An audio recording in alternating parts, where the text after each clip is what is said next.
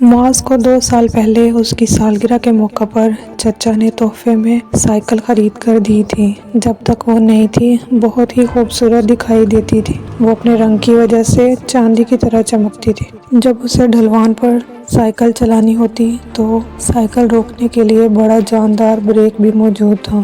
Handle کے درمیان اندھیرے میں دیکھنے کے لیے لائٹ بھی لگی ہوئی تھی، لیکن 2 سال گزرنے کی وجہ سے وہ بوسیدہ ہو چکی تھی۔ اب نہ اس کی لائٹ جلتی تھی اور نہ اس کی گھنٹی بجتی تھی۔ ایک دن معاذ نے سائیکل کو دیکھا تو فیصلہ کیا کہ آج وہ اسے اچھی طرح صاف کر کے رہے گا۔ اس کی بہت خواہش تھی کہ کاش وہ سائیکل پر نئی گھنٹی خرید کر لگا سکے، تاکہ جب وہ گھنٹی بجائے تو دور سے لوگوں کو پتہ چل جائے کہ اس کی سائیکل آ رہی ہے۔ اس نے بڑی محنت سے کام کیا اور شام کے کھانے تک اس کی سائیکل نئی جیسی لگ رہی تھی۔ اس کی امی بازار سے خریداری کے بعد واپس آئیں اور سائیکل کو دیکھا۔ وہ بولی، معاذ، میرے پاس تمہاری سائیکل پر لگانے کے لیے ایک تحفہ ہے، ذرا دیکھو۔ وہ سائیکل کے آگے لگانے والی ٹوکری تھی جس میں چھوٹی موٹی چیزیں رکھی جا سکتی تھی۔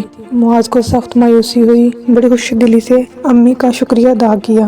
پھر اس نے اپنی سائیکل پر ہینڈل کے آگے ٹوکری لگائی، لیکن اب بھی اس کے دماغ میں سائیکل کی نئی گھنٹی ہی گھوم رہی تھی۔ شام کے وقت معاذ اپنی چمکتی سائیکل پر سوار ہو کر سیر کے لیے نکل پڑا۔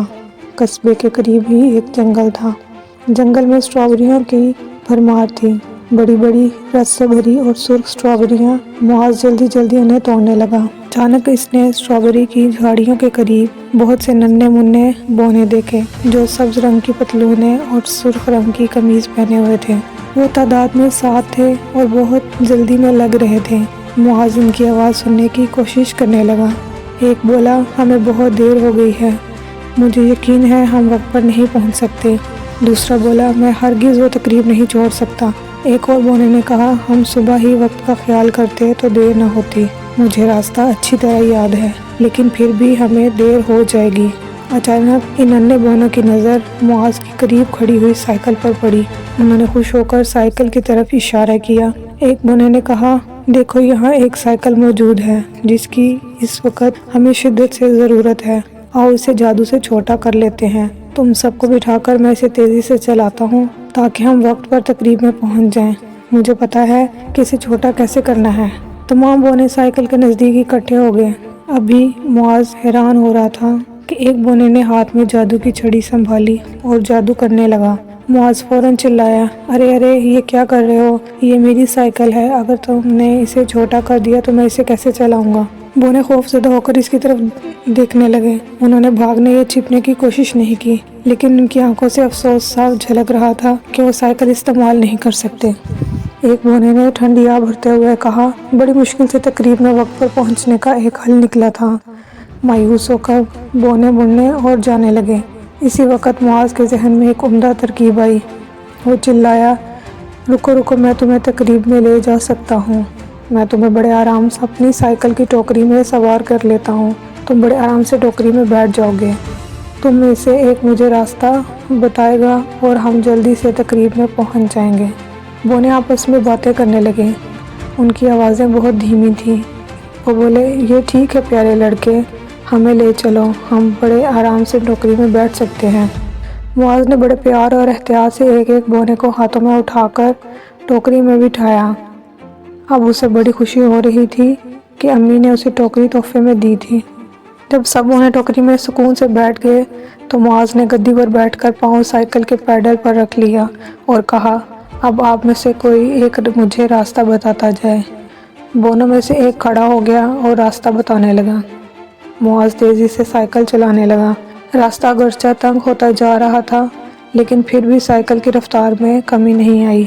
بونوں کو راستہ معلوم تھا۔ آخر وہ اپنی منزل تک پہنچ گئے۔ 2 درختوں کے درمیان ایک سرسبز چھوٹا سا میدان تھا۔ وہاں بہت سے بونے، پریاں، پریزاد جمع تھے۔ معاذ حیرت سے انہیں دیکھتا ہی رہ گیا۔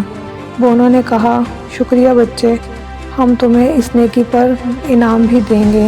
اب مہربانی کر کے گھر روانہ ہو جاؤ، کہیں تمہیں دیکھ کر ہمارے دوست نہ ڈر جائیں۔ معاذ بولا، لیکن راستہ اتنا لمبا اور اس میں اتنے موڑ تھے کہ میں بھول گیا ہوں۔ سارے بونے ٹوکری سے اتر آئے تھے۔ ان میں سے ایک بولا، لیکن تمہاری سائیکل راستہ جانتی ہے۔ اس نے پہیے پر ہاتھ پھیرا اور کہنے لگا، گھر، سائیکل، گھر۔ معاذ نے حیرت سے دیکھا کہ سائیکل نے اپنا رخ خود بخود تبدیل کر لیا۔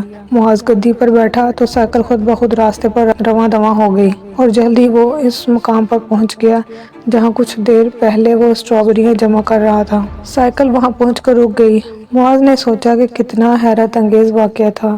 مجھے معلوم ہے کہ میری اس کہانی پر کوئی یقین نہیں کرے گا، اس لیے بہتر ہے کہ میں کسی کو بھی نہ بتاؤں۔ گھر آ کر اس نے سائیکل ایک جگہ کھڑی کر دی۔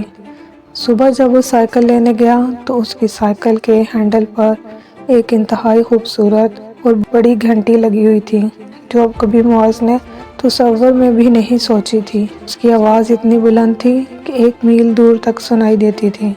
اس پر ایک رکا بندھا ہوا تھا جس پر لکھا ہوا تھا 7 بونوں کی طرف سے۔ سب جاننا چاہتے تھے کہ اتنی خوبصورت گھنٹی معاذ نے کہاں سے لی ہے، لہٰذا معاذ کو سارا واقعہ بتانا ہی پڑا اور سب کو ماننا ہی پڑا، کیونکہ ایسی عجیب و غریب گھنٹی انہوں نے آج تک نہیں دیکھی تھی۔